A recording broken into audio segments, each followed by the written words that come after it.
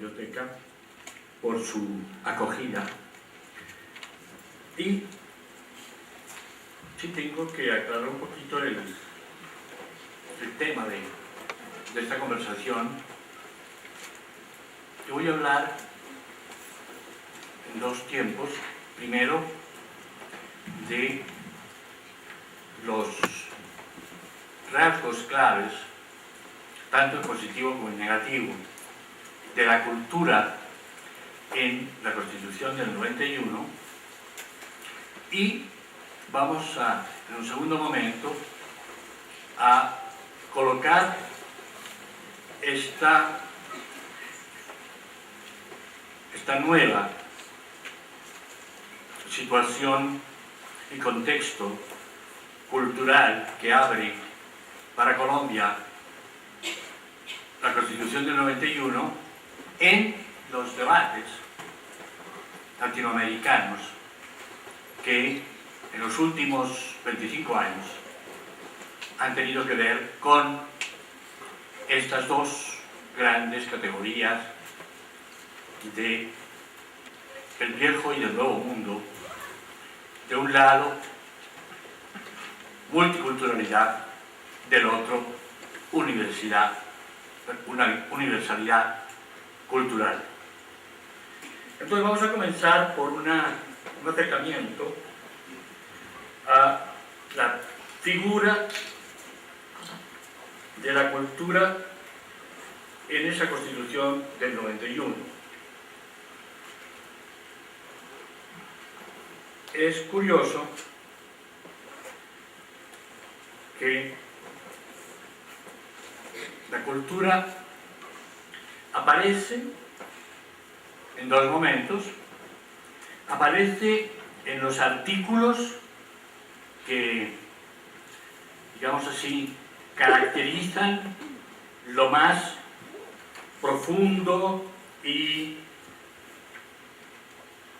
constitutivo del Estado colombiano, y luego en el artículo 7, y después aparece en el ámbito de los derechos culturales, que ya son artículos 70, 71, 72. En ese especie de prólogo que tiene la Constitución, la cultura aparece precisamente en su aporte más novedoso, en su mayor, diríamos, apertura, a través de esta frase: el Estado reconoce y protege la diversidad étnica y cultural de la nación colombiana. Es decir, por primera vez aparece en una Constitución colombiana la palabra diversidad étnica y cultural, lo cual ha tenido unas consecuencias muy grandes, de fondo, sobre la vida de este país. Y yo quisiera desplegar un poquito el contenido de esta afirmación: el Estado reconoce y el Estado protege, esos dos verbos, la diversidad étnica y cultural de la nación colombiana.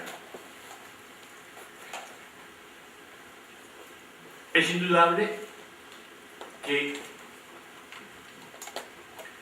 esos dos verbos miran para dos lados. El reconocimiento tiene que ver, en términos de Constitución, con derechos. Lo que se reconocen son derechos, puesto que, diríamos hoy, la diversidad es un hecho. O sea, así como la diversidad de la naturaleza es un hecho, la diversidad de la cultura es un hecho tan tan evidente como lo es la naturaleza animal, vegetal. Entonces, de un lado aparece este concepto contemporáneo, fuerte, el concepto de reconocimiento de las culturas, de la diversidad. Repito, es algo más que letra, en la medida en que es un reconocimiento de derechos. Y segundo, protege, que indudablemente tiene como referente básico el patrimonio, sobre el cual se constituye también, en cierta medida, la nación. Yo he hecho una traducción para alumnos universitarios de esta primera frase, de esta toma de posición de la Constitución, abriéndole al país un horizonte que el país no había tenido. Lo suelo traducir con esta frase: de ahora en adelante no hay una sola manera de ser colombiano. Y les quiero contar que cuando yo llegué a Colombia, el año 63, realmente era muy claro que había una sola manera de ser colombiano, y al otro lado había otra, que era ser anticolombiano. Una de dos: o se era colombiano o se era anticolombiano. Y lo más curioso, en la escuela primaria, para los niños, había unas cartillas en las que, de manera sofisticada, pero lo que se decía era qué era lo positivo de ser colombiano. Y lo positivo de ser colombiano era no ser venezolano, que son nuevos ricos ignorantes, y no ser ecuatoriano, que eran pastusos todavía menos desarrollados. Esta era la concepción reinante en este país. Uno era colombiano, o si escuchaba música de otro lugar, era anticolombiano. O si le gustaban cosas de otro país o de otra región, era anticolombiano. Porque colombiano era una totalización de la identidad que se extendía a los gustos, a las hablas,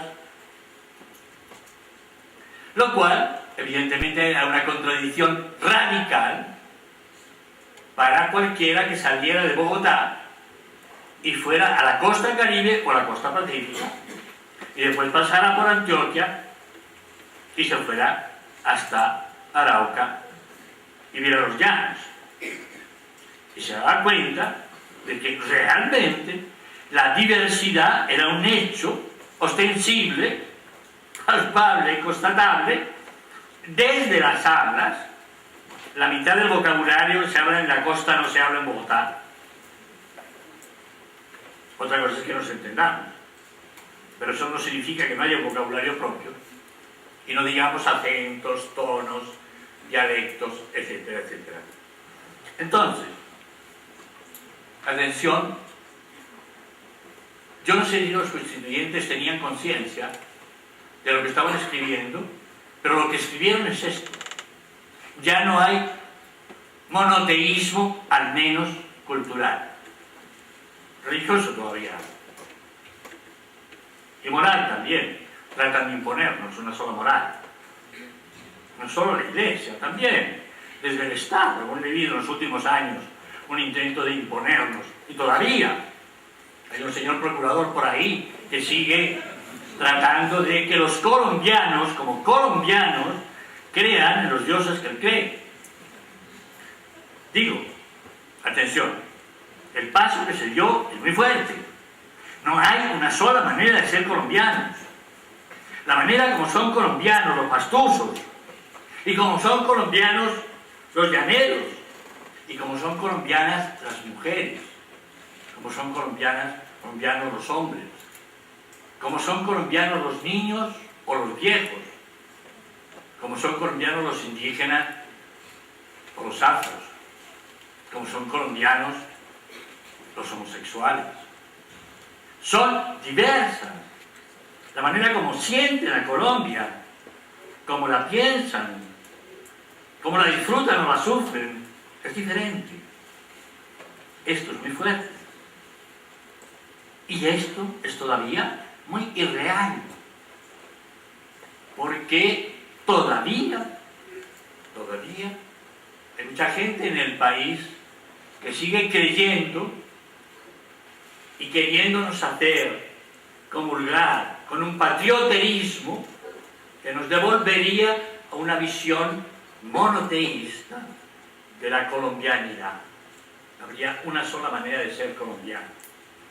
Entonces, este es el primer punto conflictivo para el país y que está en proceso. Yo creo que el aprendizaje a la diversidad, a convivir con la diversidad, es un aprendizaje que va a ser muy largo en este país por una sencilla razón,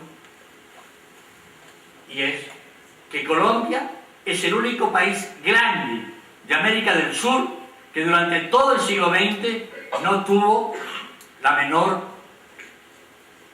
migración masiva de europeos o asiáticos. El único país grande del sur. Venezuela sí la tuvo, Brasil montón, Uruguay, Argentina, Chile, Perú, tuvo millones de italianos y de chinos. El único país del sur que no convivió con la otredad radical de los nacidos fuera del territorio, que se vinieron a vivir aquí con esa pequeñísima migración de sirio-libaneses, los turcos, que se quedaron básicamente en Barranquilla y en sus alrededores. Atención, este país, a diferencia de Venezuela, a diferencia de Argentina, de Brasil, de Perú, de Chile, no tuvo migración masiva. Fue un país cerrado y hasta hace unos pocos meses era un país terriblemente aislado y solitario a nivel internacional. Digo, el aprendizaje de la diversidad no va a ser fácil en este país. Llevamos 20 años de Constitución, pero todavía hay demasiadas pruebas de que el aprendizaje de la diversidad nos va a costar tiempo. El aprendizaje de la diversidad para los argentinos fue bastante más rápido. Como ha escrito Beatriz Sarlo, esa crítica de arte y cultura, esa intelectual argentina, durante 50 años, Argentina recibía miles y miles de españoles, italianos, yugoslavos, alemanes, húngaros, y entraban a la escuela pública argentina, que fue una de las escuelas más maravillosas del mundo. Entraban a la escuela yugoslavos, gallegos, italianos, y salían argentinitos. Esta es la frase de Beatriz Sarlo. En la escuela se mezclaban y salían ciudadanos argentinos. Pero entraban miles de niños de muy diversas culturas, de muy diversas procedencias.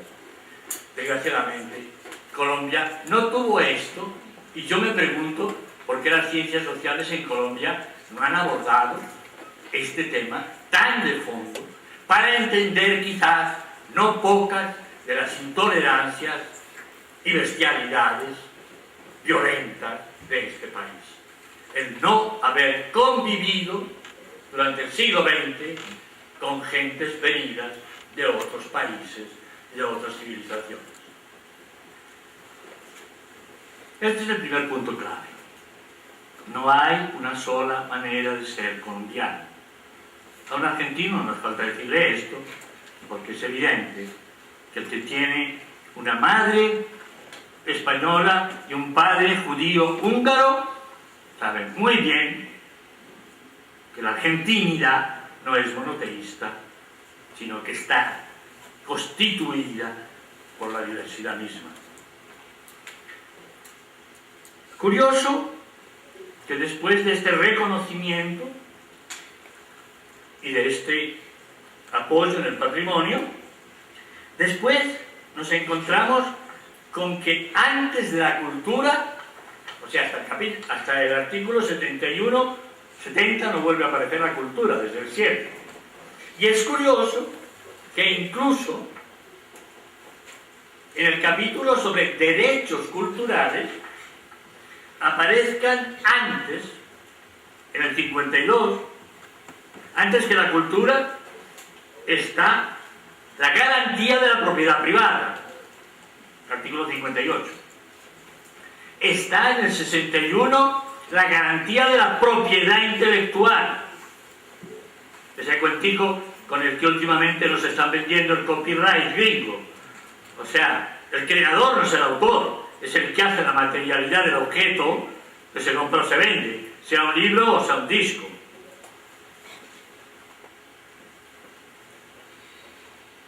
Hago esa pequeña observación. Es curioso que antes de la cultura está el deporte.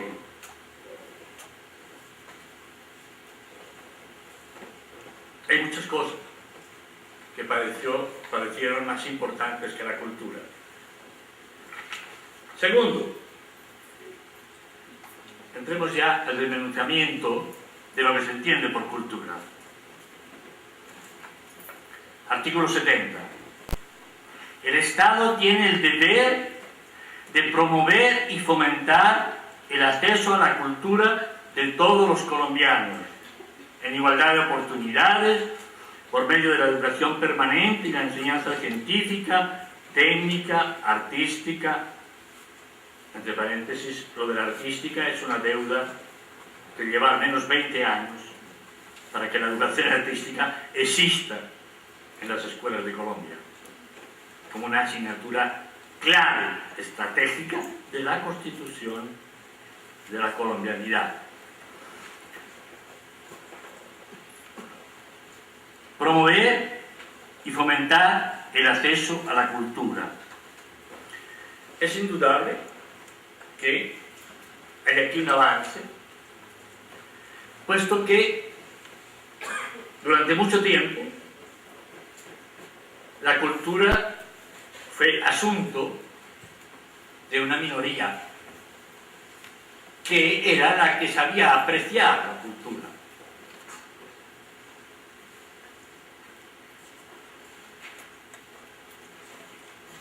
De hecho, como quizás algunos de ustedes ya me han oído contar, cuando yo comencé en Cali, en los años 70, a trabajar con directores de casas de la cultura, de los Danillo y de Zarzal y de Jamundí,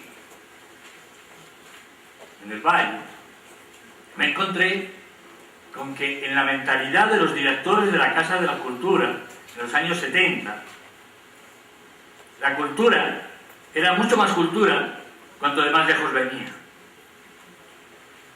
O sea, en el pueblo no había cultura. Había cultura cuando se llevaba una obra de teatro, o se llevaba un concierto, o un grupo de danza. La cultura era lo que se llevaba al pueblo, no lo que hacían los habitantes de ese municipio. Por tanto, pongo esto como mi experiencia personal de cómo la cultura concernía, especialmente y sobre todo, a los que entendían de cultura, pero toda la cultura que se hacía en el municipio, los viejos que sabían narraciones, las mujeres que sabían bordar y tejer y cocinar, y los hombres que sabían tocar el timbre, eso no aparecía como cultura. Lo que en realidad era apreciado como cultura era lo que venía de fuera. Entonces, en este sentido, diríamos que este artículo 70 indudablemente plantea que uno de los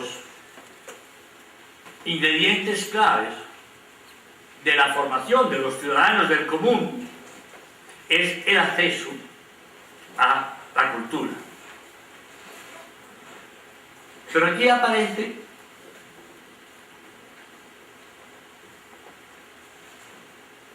una primera contradicción. Se habla del acceso a la cultura, pero en ningún momento, ni en ese ni en ninguno de los otros dos artículos, se habla de la creatividad cultural de todos los ciudadanos. La cultura queda anclada en la cultura que ya existe, con tendencia a ver más bien a la cultura ya, diríamos así, legitimada por el pasado, legitimada por el tiempo. De hecho, hay una frase que para mí explicita esta ambigüedad. La cultura en sus diversas manifestaciones es fundamento de la nacionalidad. Pero como la nacionalidad es solo una,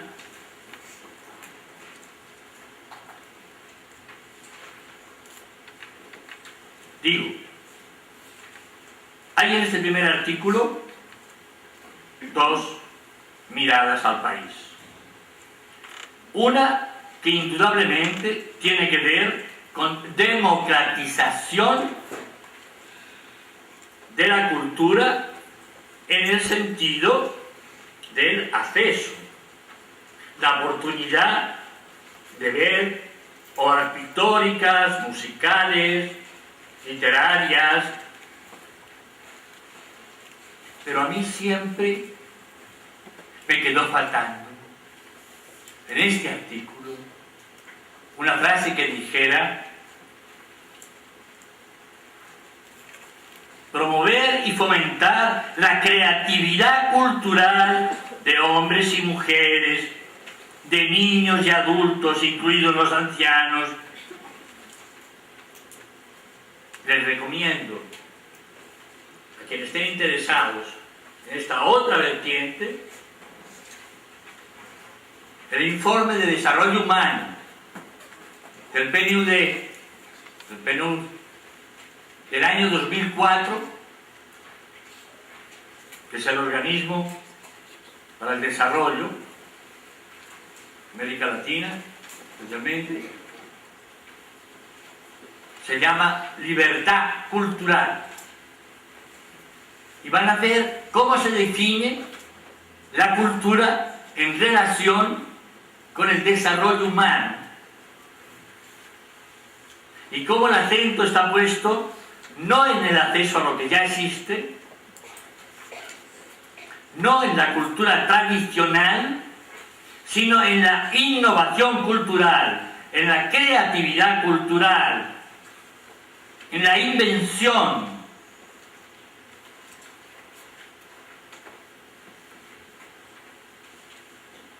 Así como el monoteísmo nos mantuvo encerrados, así la visión al mero acceso desde la escuela está significando el que la inmensa mayoría de los niños salen de la escuela con ganas de consumir, pero no de crear. Y ha tenido que ser la revolución de los 60, que llegó hasta acá, que llegó tarde, para que haya montones de muchachos y muchachas colombianas hoy que se compran una guitarra y empiezan a hacer música.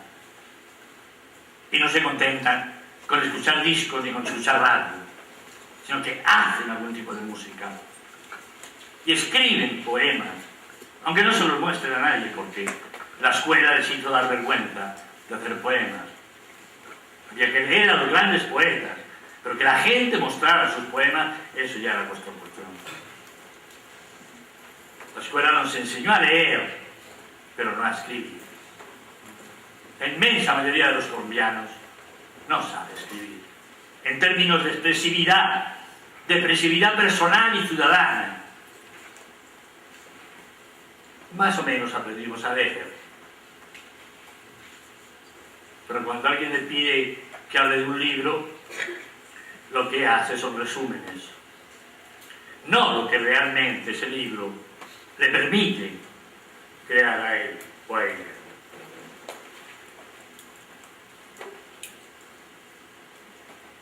Artículo 71. La búsqueda del conocimiento y la expresión artística son libres. Los planes de desarrollo económico y social incluirán el fomento a las ciencias y en general a la cultura. Alguien debería hacer una revisión de los últimos 5 planes de desarrollo de este país, a ver qué figura tienen los planes de desarrollo la ciencia y la cultura. Aunque después no haya pasado nada, porque con los planes de desarrollo no pasa nunca nada. Sirven para 3 cosas en este país, como suelen decir.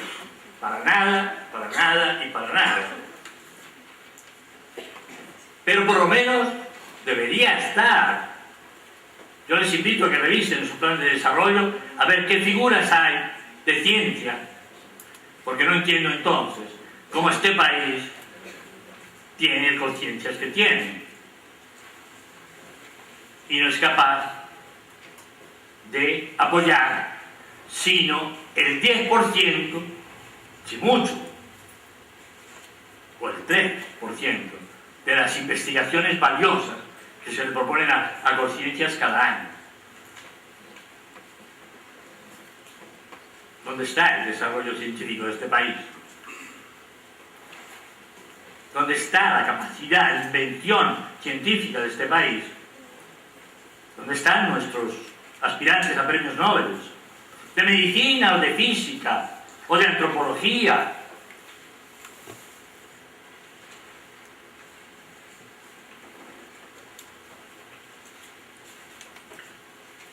Artículo 72.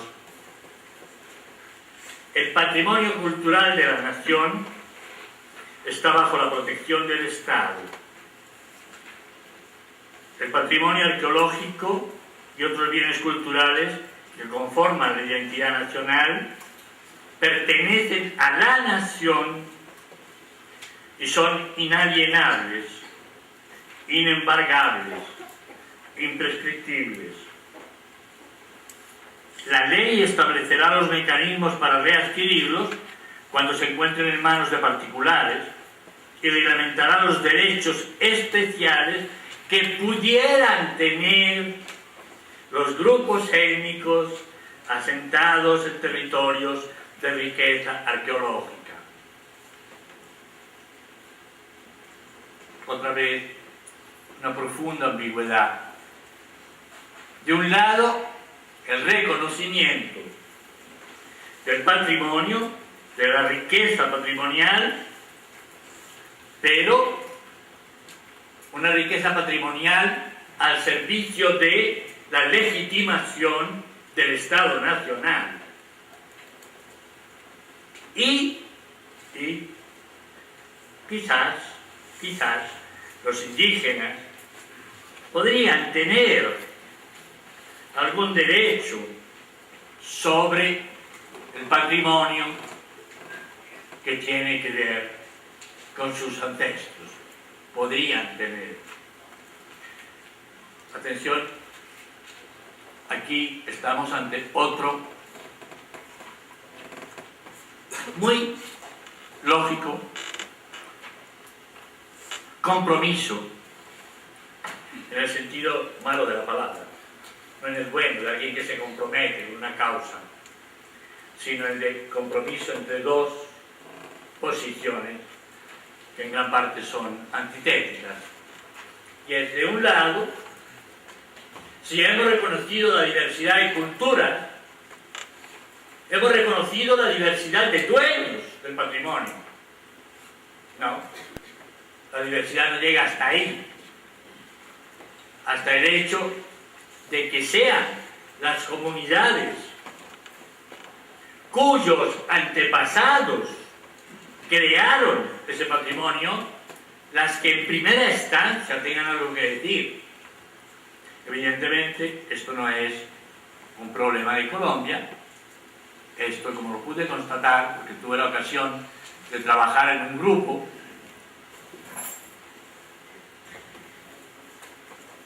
que organizó la Comisión de Patrimonio de la UNESCO hace 5 años, de filósofos y antropólogos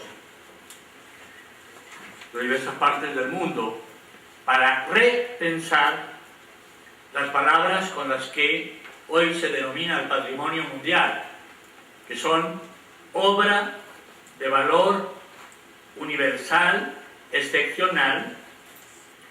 Ahí pudimos debatir esta contradicción terrible que nos expuso desde el primer día el actual secretario, el actual director de la Comisión de Patrimonio de la UNESCO, y es que aun cuando las comunidades son las que deberían constituir los interlocutores de la UNESCO lo constituyen unos embajadores nombrados por el Estado Nacional de cada país. Es decir, la UNESCO es una suma de naciones. Los patrimonios son una diversidad enorme al interior de muchos países. Y esa diversidad no tiene voz. Porque el interlocutor, cuando se va a declarar a alguna, entre comillas, manifestación cultural, patrimonio de la humanidad, los interlocutores son los ministros de Cultura, el representante de Colombia en la UNESCO, o el ministro de Cultura o la ministra de Cultura, pero en ningún momento las comunidades. Y esto ha creado cada vez contradicciones más fuertes en el mundo, porque las comunidades empiezan a tener una conciencia de sus derechos, no solo a ver cómo llegan los turistas y alguito les queda, sino a dar sentido a lo que la UNESCO llama patrimonio de la humanidad y a ser copropietarios, al menos con el Estado, de lo que realmente esas comunidades en su historia han creado. Aquí hay una contradicción muy fuerte que el secretario actual de Patrimonio nos decía con esta figura. Las narrativas de las comunidades originarias acaban siendo cooptadas por la narrativa nacional. Las narrativas plurales de las comunidades originarias quedaban cooptadas por la narrativa de la nación-estado donde se encontraban. Frente a lo cual, el secretario en algún momento exclamó: ¿qué diablos tiene que ver Machu Picchu con el Perú? ¿Qué diablos tiene que ver? El Perú nació en Lima.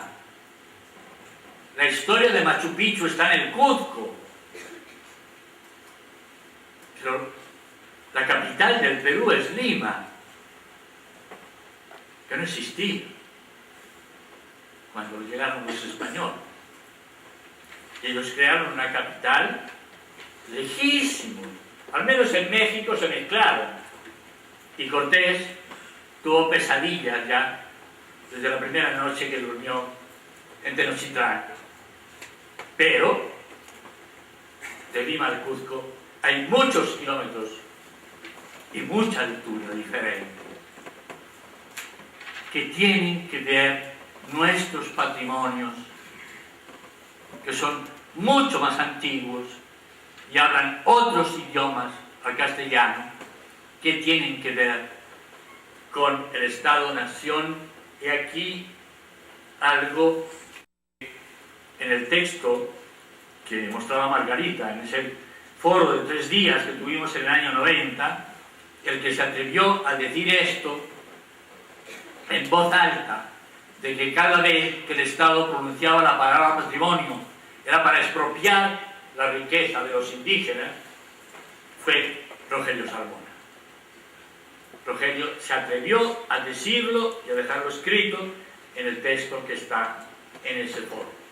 Este peligro de que al cooptar el patrimonio como sustento del Estado-Nación, realmente las comunidades han sido en gran medida desposeídas de su derecho, primero, a dar sentido, sean monumentos, o sean fiestas, o sean mitos, a dar sentido y además a poder obtener una rentabilidad económica de lo que esos bienes puedan producir para el país.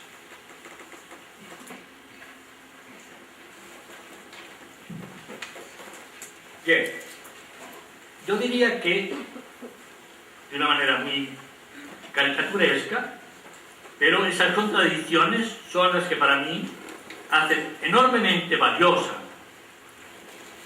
la figura de la cultura en la Constitución del 91, pero a la vez enormemente lastrada por, digo, ciertas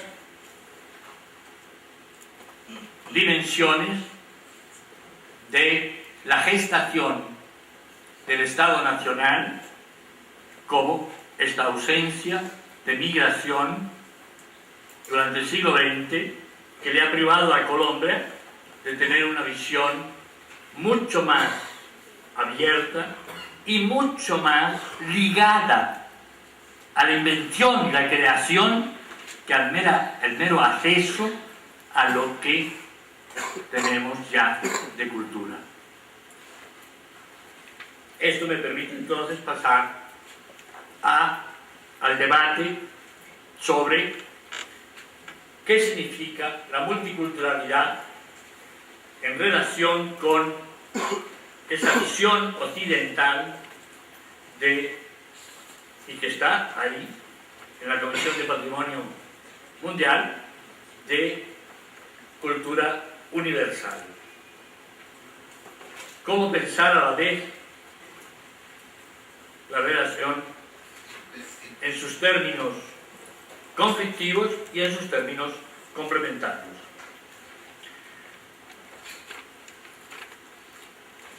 Acompañando el debate latinoamericano de estos 25 años, yo me he encontrado con 2 grandes preguntas, algo así como las preguntas del millón, que podríamos llamar en este país. Con respecto a la diversidad, hay una pregunta que le oí hace muchos años a un politólogo argentino, ya fallecido, Oscar Landi, que fue esta pregunta: ¿cuánta diversidad es capaz de hacer convivir una nación sin romperse? ¿Cuánta diversidad es capaz de hacer convivir una nación sin romperse? Y respecto a la universalidad, le escuché a un sociólogo europeo esta pregunta: ¿qué queda cuando a la universalidad la despojamos del etnocentrismo colonial e imperialista, cuando a la universalidad la despojamos del etnocentrismo colonial imperialista y del monoteísmo cristiano y marxista. ¿Qué queda de universalidad cuando la despojamos del etnocentrismo colonial y del monoteísmo cristiano marxista?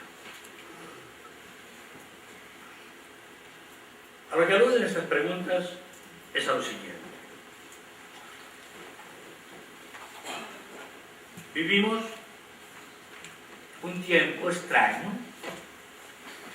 en el que, por un lado, las diferencias culturales han reverdecido y se han convertido en una de las luchas, de los ámbitos de lucha más fuertes que haya hoy en el mundo.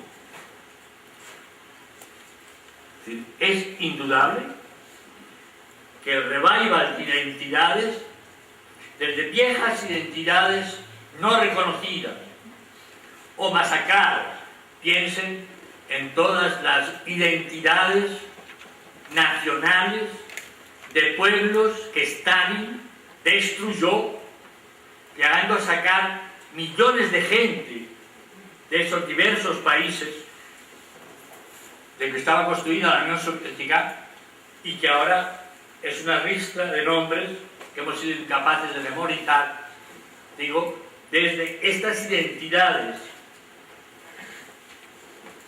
desaparecidas, entre comillas, que habían intentado ser masacradas, hasta las identidades de última generación, entre comillas, como las identidades de género, las identidades sexuales. Entre esas identidades no reconocidas o que se intentó destruir y las identidades más ligadas a la subjetividad contemporánea, es indudable que el mundo de hoy vive un renacimiento, pero un renacimiento con dos vertientes muy claras. De un lado, la afirmación de la diferencia, la afirmación de la diferencia de las mujeres, de la diferencia de los afro, pero de otro lado, la tentación de la implosión, del fundamentalismo, del populismo, del gueto, del que no está conmigo o no es como yo, es mi enemigo. Esta es la situación contemporánea. Lo que se ha venido engendrando en los últimos 20 años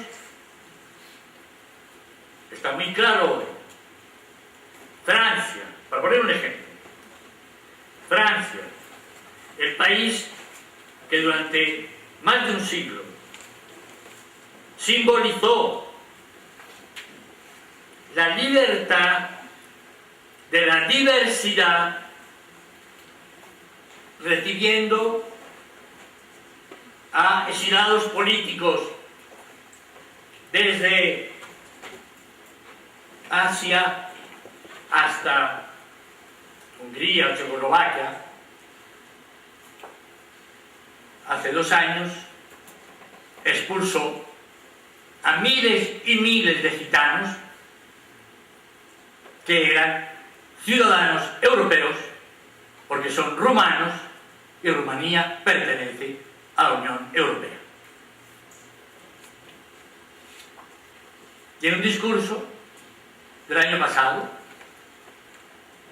la señora jefa del gobierno de Alemania, la señora Merkel, les dijo a los turcos: ustedes no serán jamás alemanes.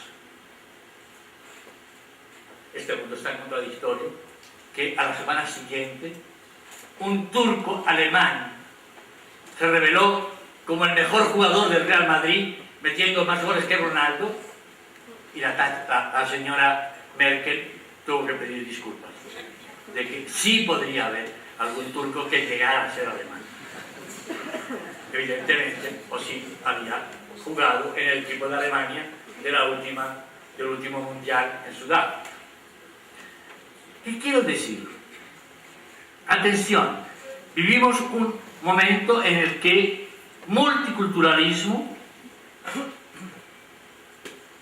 significa a la vez, repito, esta conciencia de derechos cada vez más fuerte, de derechos ciudadanos, no de meros derechos culturales, porque unos derechos culturales que no tienen traducción social y no tienen traducción económica y política no existen. O sea, los derechos culturales son en la medida en que significan no discriminación social. Por ejemplo, todavía en Francia hoy, ya hablo de Francia porque el año pasado estuve 3 meses allá y pude enterarme un poco, ponerme al día de lo que había pasado en ese país desde que yo fui estudiante a fines de los 60, comienzos de los 70. En Francia hoy, todavía las mujeres ganan entre el 15 y el 17% menos que los hombres a trabajo igual, salario claro y socialmente desigual. En Francia. Esto está muy tapado, pero las mujeres lograron crear una empresa de encuestas en serio y hacer su propia encuesta sobre los salarios de las mujeres por relación a los salarios de los hombres. Porque esas encuestas eran todas hechas por hombres y ya parecía como que estaban en el 8% nada más de diferencia. Y resulta que todavía hay el doble para la inmensa mayoría de los puestos. Entonces, atención.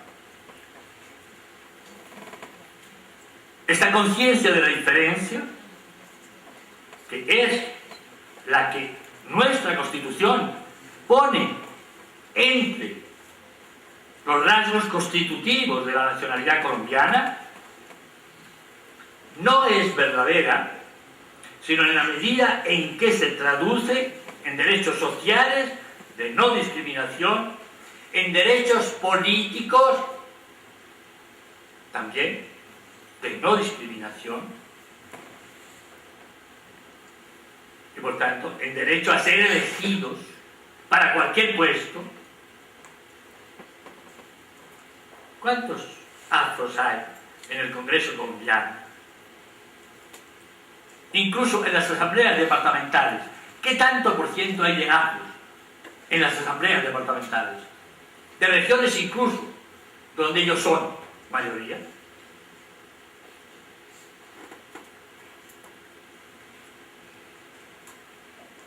Y de otro lado, este movimiento por el cual, a medida que la globalización exaspera las identidades, la tendencia fundamentalista a hacer de la identidad un arma de lucha contra los otros. Una demarcación que separa. La pregunta de mi amigo Oscar Grande: ¿cuánta diversidad es capaz de manejar, de hacer convivir un país antes de romperse? Pero del otro lado, la universalidad. Ustedes saben que en gran parte el concepto de universal en términos de cultura es un aporte de la filosofía de Kant. Pero en la mentalidad de Kant, como de Hegel, el universo, lo que daba forma al universo, era Occidente. Quien reconocía la universalidad era Occidente.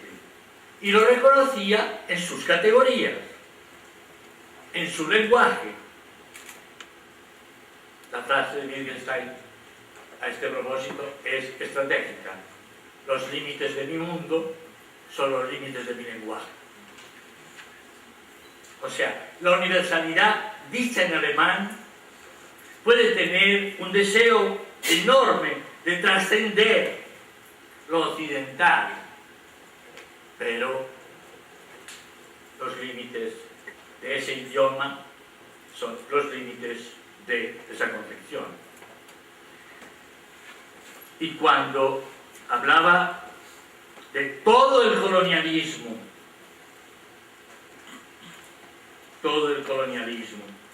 que antes y después de Kant ha invocado la universalidad del humano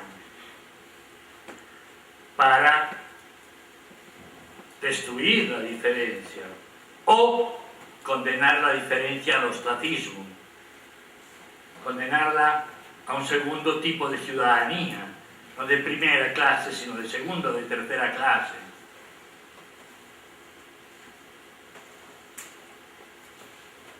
Hablaba también de el monoteísmo cristiano marxista. ¿Por qué?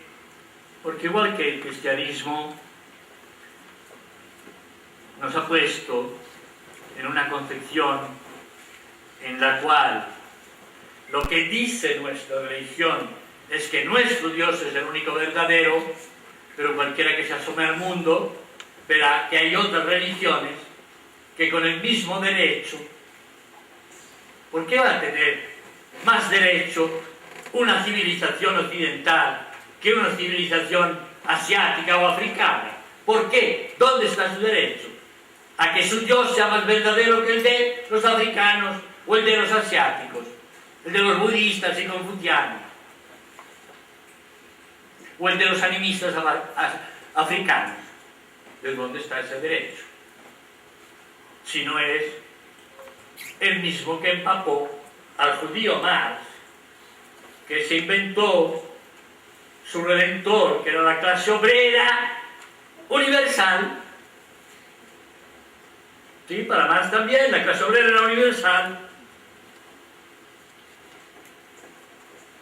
Yo tuve la dicha de ver discutir a unos maoístas franceses el año 69-70 con marxistas de la India que no confundían para nada las castas de la India con las clases sociales en el marxismo. Y evidentemente los maoístas franceses no podían entender esto, porque si las castas no eran clases, entonces ¿qué eran? Evidentemente eran otra cosa, que no cabía para nada en el lenguaje de las clases. Porque esta concepción del universal, de una clase, pasa por los límites del lenguaje del señor Marx y de su concepción redentora judaica, donde estaba evidentemente el primer monoteísmo, a partir del cual él pensó la salvación de la humanidad.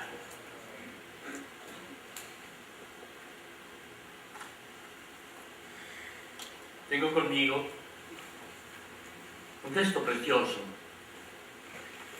de uno de los grandes politólogos que hay hoy en Europa, quizá después de Norberto Bobbio, que es italiano como él, es el más grande que esté vivo, se llama Giacomo Marramao, y desgraciadamente en castellano apenas nos acaban de traducir el primer libro, cuando sus libros están estimulando el pensamiento político desde hace muchos años. Pues tuve la suerte de escuchar en Santiago de Chile, hace un año, a Giacomo Marramao, y tengo aquí el texto de su ponencia, donde voy a leer un párrafo. Dice: la casa del universal no está todavía construida. Habrá que edificarla multiculturalmente. No se le puede decir a los otros vengan y serán huéspedes de nuestra casa, intégrense y serán anexados a nuestra civilización, la civilización del derecho. Al contrario, va a ser necesario negociar un nuevo espacio común para la humanidad, construir juntos con los africanos y los asiáticos,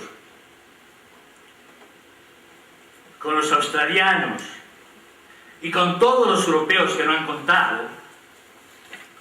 Habrá que construir juntos la casa del universal. Si fuéramos capaces de conceder una mirada menos enviciada por los prejuicios hacia otros contextos de experiencia, nos percataríamos de la existencia en otras regiones del mundo de concepciones de la libertad y la dignidad de la persona igualmente nobles y no menos respetables que las nuestras. Cuando yo veía los levantamientos en Túnez y en Egipto por la libertad y la dignidad, recordé este texto de Giacomo Barramao. En otros contextos de experiencia, porque los occidentales hemos creído que la libertad y la dignidad eran un descubrimiento de la Revolución Francesa y que solo los que éramos herederos de la Ilustración Francesa entendíamos de libertad y de dignidad humana. Barramao, antes de que los árabes por millones se levantaran con su grito de libertad y de dignidad, el suyo, en sus idiomas, en sus culturas,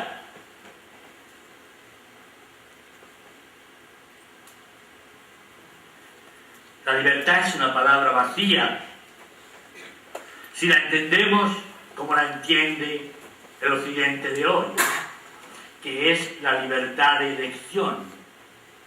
Pues la categoría de elección es en gran medida la que se realiza en la libertad de elegir productos en el supermercado, en el mercado.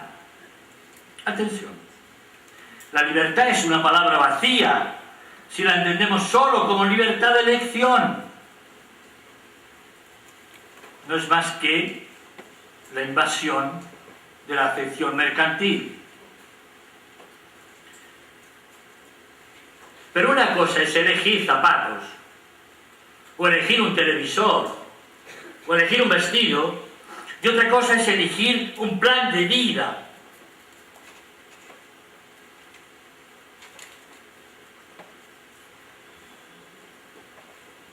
No puede ponerse un plan de vida, no lo vamos a encontrar en la tienda global. Al contrario, es cualitativamente distinta esta libertad. La decisión consciente que le permite a la singularidad de una mujer o de un hombre desarrollar lo que siente que es su personalidad. Eso es libertad. Esa libertad de llegar a ser lo que quiero ser. Eso tiene poco que ver con una elección racional, por la sencilla y decisiva circunstancia de que incluye en uno mismo tanto la dimensión racional como la dimensión pasional, afectiva, emocional. Lo que somos no es solo una razón.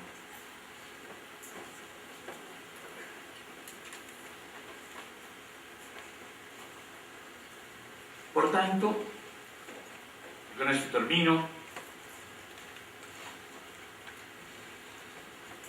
hablar de llevar hacia adelante lo que en semilla sembró la Constitución del 91 en este país, va a significar que asumamos que el mapa cultural del país es un mapa complicado.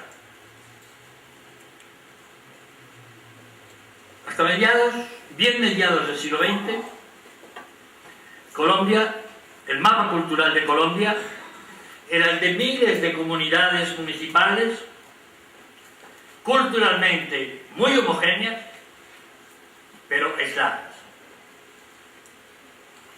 El mapa hasta bien entrado, bien mediado del siglo XX, de Colombia, eran miles de comunidades locales, muy homogéneas culturalmente, como decía el viejo refrán, pueblo chico, infierno grande, tan homogéneas que todo el mundo tenía que ver con todo el mundo.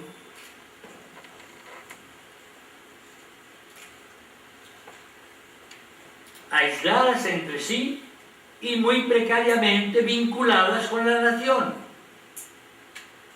Esas comunidades rurales, eminentemente rurales,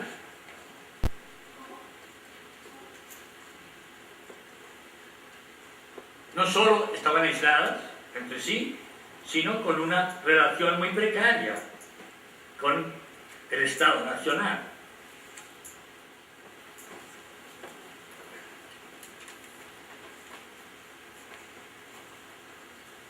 Por tanto, con esto termino, hablar de llevar hacia adelante lo que en semilla sembró la Constitución del 91 en este país, va a significar que asumamos que el mapa cultural del país es un mapa complicado. Hasta bien mediados del siglo XX, Colombia, el mapa cultural de Colombia, era el de miles de comunidades municipales culturalmente muy homogéneas, pero aisladas.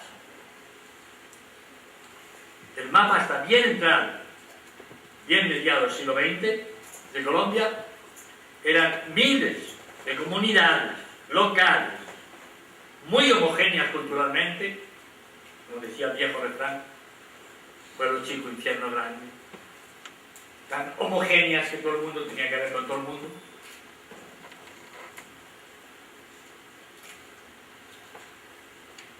Aisladas entre sí y muy precariamente vinculadas con la nación. Esas comunidades rurales, eminentemente rurales,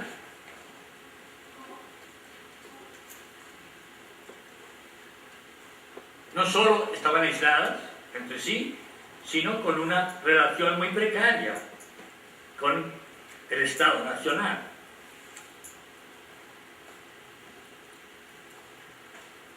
El mapa que empezó a gestarse con la violencia de los 40 a los 60.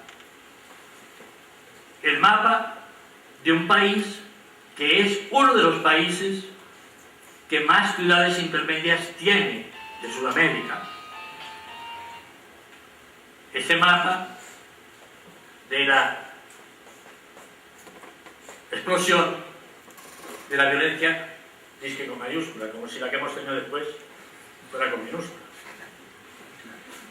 Habría que inventarse otro tipo de mayúscula para la de los últimos 20 años. Digo, ese mapa es completamente distinto. Lo que tenemos ahora es no solo casi el 80% de la población en ciudades, o sea, no es solo un fenómeno poblacional, es un fenómeno culturalmente otro, puesto que esas ciudades, además,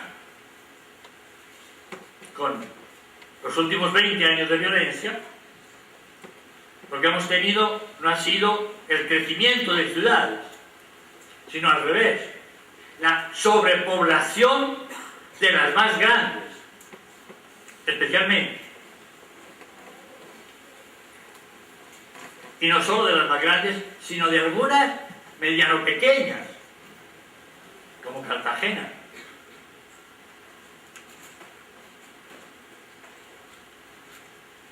O Bucaramanga.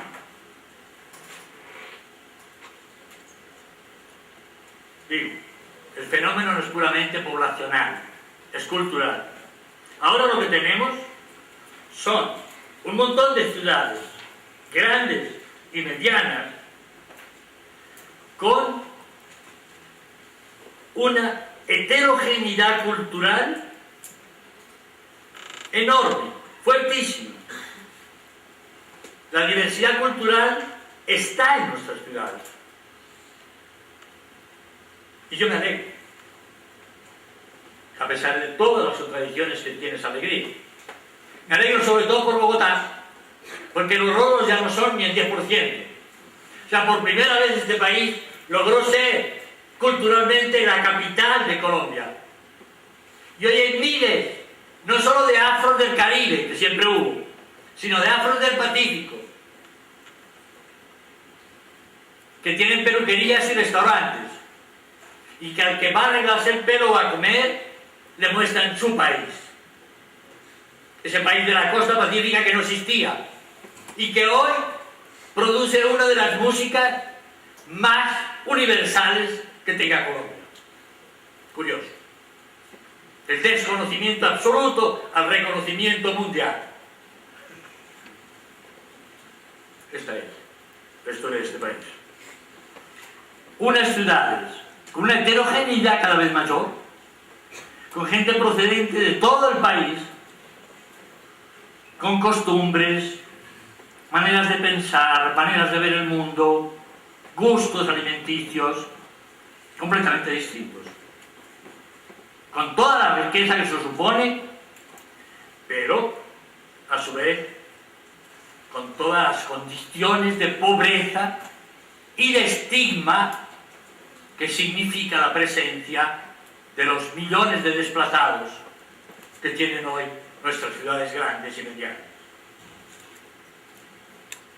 Una heterogeneidad, pero no aislada, una heterogeneidad ahora completamente en comunicación de unos con otros. Todos estamos expuestos a las culturas del resto del país en la ciudad en que vivimos. La multiculturalidad no es un hecho del país en el sentido genérico, es un hecho de la vida cotidiana de las ciudades. Hoy tenemos montones de gente que nos ha llegado de todo el país, puesto que todo el país ha sido víctima de la guerra cruzada entre guerrillas y paramilitares y ejércitos, porque los tres han puesto millones de desplazados. Y en ese sentido estamos ante una transformación fuertísima de lo que entendíamos por cultura, incluso en la Constitución del 91. Una cultura que ya no es pensable en términos de lo tradicional autóctono o de lo moderno extranjerizante, porque las violencias que viven los campesinos desplazados se cruzan con las violencias que viven los oriundos de la ciudad en unas ciudades cada vez más insolidarias, con menos memoria y con menos capacidad de ser hospitalarias. Unas ciudades que al sentirse desgarradas por la heterogeneidad tienden a cerrarse sobre sí mismas.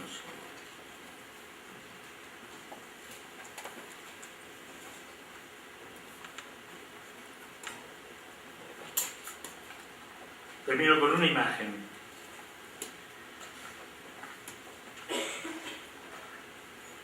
Es la imagen de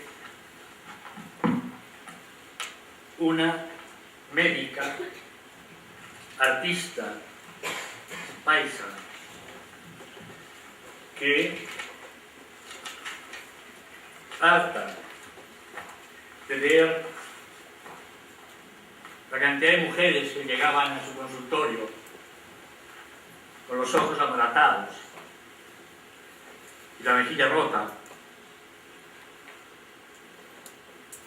hizo una obra de arte, un performance, que se llamó Evidencia Clínica número 1, y fue vestir y maquillar a 20 mujeres de diferentes edades, de diferentes razas, de diferentes clases sociales, y hacerlas desfilar mudas por varias plazas y varios lugares de Medellín.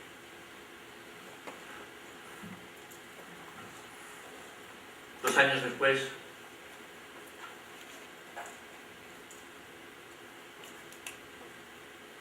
se inventó Evidencia 2, Evidencia Clínica 2. Si la primera Evidencia 1 produjo reacciones masivamente de indiferencia y unas pocas de machismo exacerbado, como las frases que ella misma recogió de machos que decían: puta sería para que le dieran tan duro. Está entre los testimonios que ella recogió. Evidencia Clínica 2 fue algo asombroso. Transformó este performance en fotos, 11 fotos, y en complicidad con el curador del Museo de Antioquia,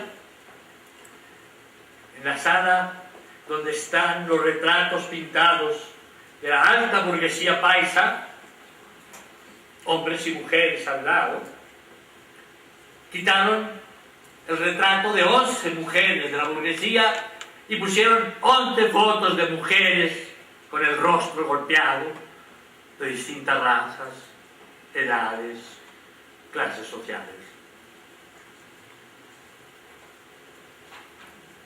Yo tuve la suerte, que esto era al final del mandato del alcalde anterior de Medellín, de Sergio, tuve la suerte de ser invitado, porque durante el último semestre Medellín organizó una serie de edificios para que artistas jóvenes de todo el país, artistas más, pudieran exponer en Medellín.